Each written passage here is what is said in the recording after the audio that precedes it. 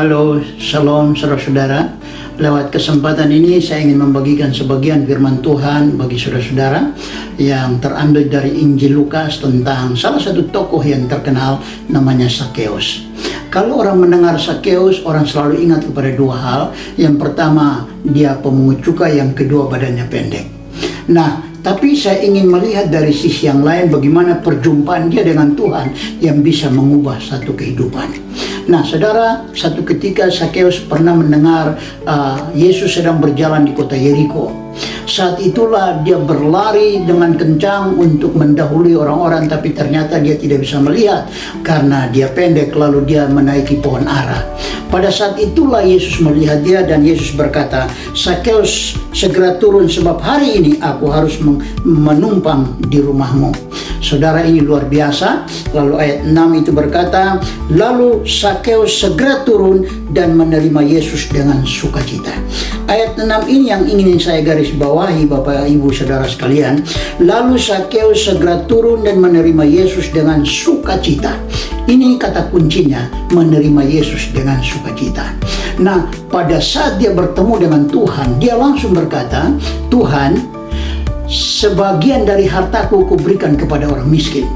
Dan kalau ada orang yang kuperas, aku gantikan 4 kali lipat." Ini luar biasa. Nah, kita tahu cerita tentang Sakeus. Sakeus itu seorang pejabat, tapi dalam melakukan tugas pekerjaannya, banyak hal yang tidak benar yang dia lakukan. Sebagai seorang pemungut cukai, banyak hal-hal yang tidak benar. Untuk itu, saudara, lewat kesempatan ini, dia begitu ketemu Tuhan, dia langsung terbuka dengan sepenuh hati bahwa sebagian hartanya dia akan bagikan kepada orang miskin, dan kalau ada orang yang pernah dia menyusahkan, dia akan gantikan 4 kali lipat. Ini tanda pertobatan. Makanya poin pertama yang dia dapatkan adalah kemerdekaan. Kemerdekaan dari apa? Kemerdekaan dari perbuatan-perbuatan dia masa lalu yang menimbulkan dosa terhadap banyak orang. Makanya Alkitab berkata di dalam 1 Yohanes 1 ayat 9, kalau kita mengaku dosa kita, Allah kita itu setia dan adil, dia akan mengampuni dosa kita. Bukan cuma mengampuni, tapi dia juga akan memulihkan kita. Nah, saudara yang dikasihi Tuhan, luar biasa. Alkitab berkata, di mana ada roh Allah, di situ ada kemerdekaan. Jadi karena Tuhan ada di situ, dan saya percaya Tuhan bukan cuma masuk di rumahnya lewat pintunya, tapi juga Tuhan masuk ke dalam relung hatinya. Sehingga saya percaya di mana ada roh Allah, di situ ada Yesus, di situ ada roh Allah. Dia benar-benar menghadirkan satu kemerdekaan yang luar biasa untuk Sakeus. Pada waktu pengakuan dosa itulah Tuhan mengampuni dia, dan dia mengalami kemerdekaan, sukacita yang luar biasa. Perbuatan dosa sekejam apapun, kalau kita mengaku dosa, Tuhan pasti mengampuni. Dan salah satu dosa yang tidak diampuni adalah dosa yang tidak diakui. Nah, hari ini kita belajar seperti Sakeus. Dia berusaha dengan sepenuh hati untuk bertemu dengan Tuhan. Setelah dia bertemu dengan Tuhan, dia tumpahkan isi hatinya kepada Tuhan. Nah, saya ingat ada satu ayat dalam Alkitab berkata, mata Tuhan menjelajah bumi untuk memberikan kekuatan kepada orang yang bersungguh hati kepada Tuhan.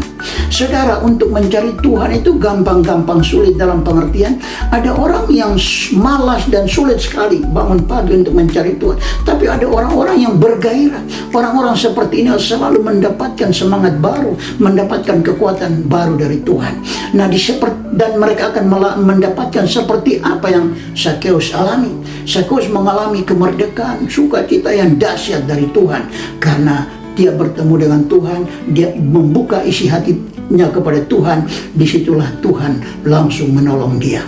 Lalu poin yang kedua yang ingin saya bagikan adalah dia mengalami sukacita yang luar biasa.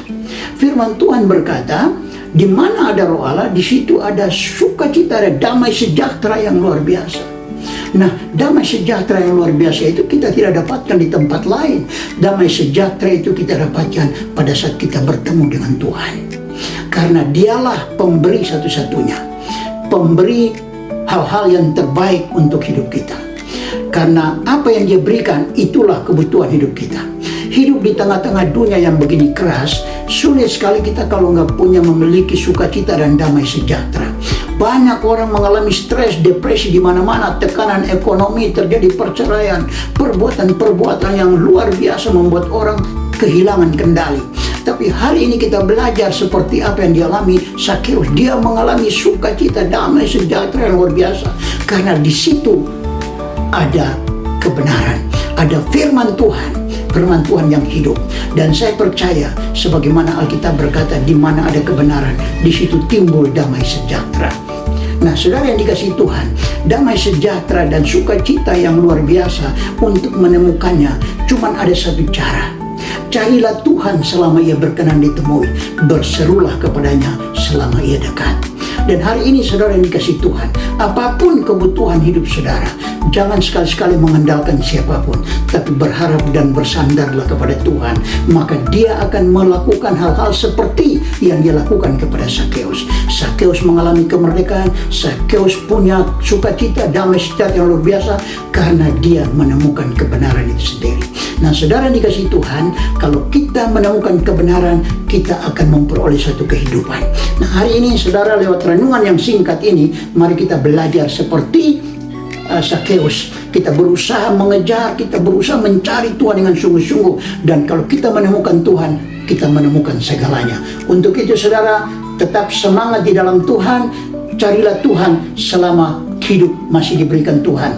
Tetap semangat. Tuhan Yesus memberkati. God bless you.